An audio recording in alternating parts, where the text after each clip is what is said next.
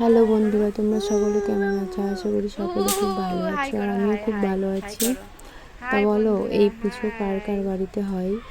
আর অবশ্যই কমেন্ট করে জানাবে এই পুজো কার কার বাড়িতে হয়। দেখো, আমার সোনাকে বলছি হাই করতে, ও হাই না করে ও সবাই বন্ধুদেরকে ধূপকাঠি দিয়ে পুজো করছে, ধূপদানি দিয়ে।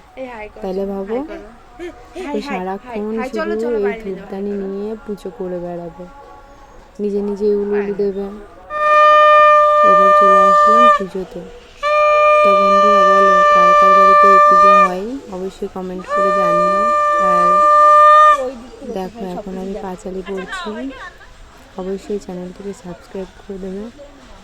কার্তিক মাসের সংক্রান্তিতে একটি পরিষ্কার ছড়ায় মাটি দিয়া ঘর স্থাপন, তাহার চারপাশে ধান, হলুদ, মানকচু গাছ একটি করিয়া বসাইতে হয়।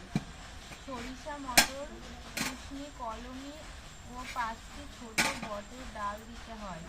অগ্রহায়ণ মাসের প্রতি রবিবার পূজা করিয়া সংক্রান্তির দিন গঙ্গা নদী বা পুষ্করিণীতে বিসর্জন করিতে হয়। ব্রতের উপকরণ: ফুল, দূর্বা, বেলপাতা, সিন্দুর, নৈবেদ্য ও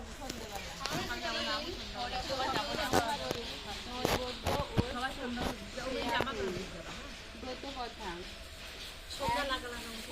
এক গ্রামে ছিল এক ব্রাহ্মণী ও ব্রাহ্মণ।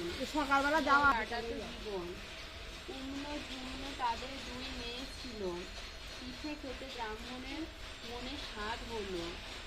ভিক্ষা করি ব্রাহ্মণ পিঠে জোগাড় করে। সন্ধ্যাকালে আনি তাহা দিল ব্রাহ্মণদের।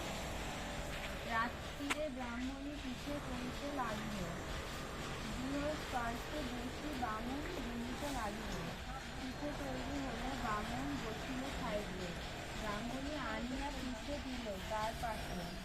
2খানি পিঠে কম হইতে দেখিয়া রাগেতে ব্রাহ্মণ যেন উঠিল জ্বলিয়া। ভয় পেয়ে ব্রাহ্মণী বলে বামুনেরে, 2টি পিঠে দিচ্ছি কন্যারে। একদা ব্রাহ্মণ আসি ব্রাহ্মণ নারী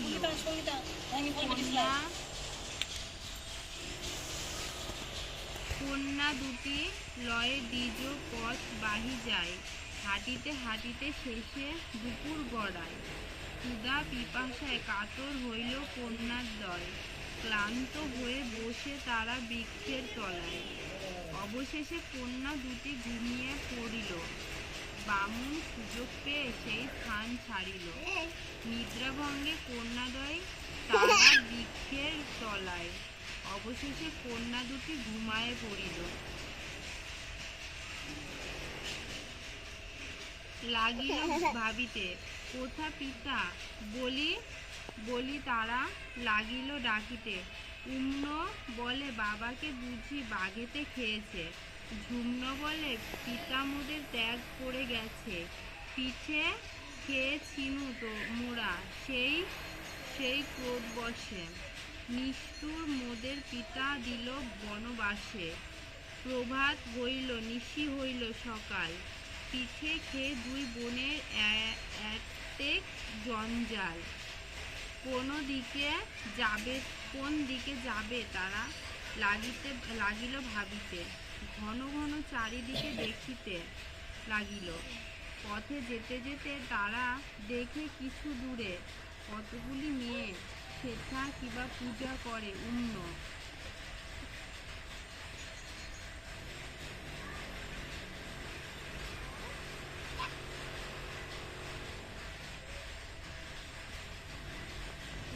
ঝুম্ন 2 বোন সেই স্থানে গেল। অমনি ঋতুর ঘর উল্টি পড়িল। কন্যাগণ বলে রাগে, ইহা হইয়া অস্থির। কে তোমরা অলক্ষী হাজির? সব কথা বলে কন্যাগণে শুনি, সব কন্যাদের দুঃখ হয় মনে।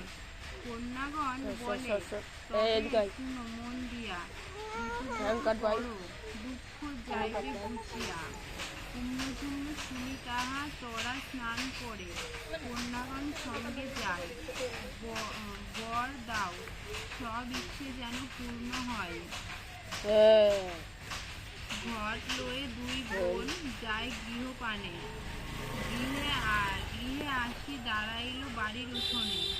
ধৈর্যের সূর্য পেয়ে দ্বিজ ঋতুর কৃপাতে, অট্টালিকা মাঝে বাস করে আনন্দেতে। কন্যাদয়ে দেখি দ্বিজে লাগিল বলিতে, এতদিন পরে তোরা এলি কোথা হতে।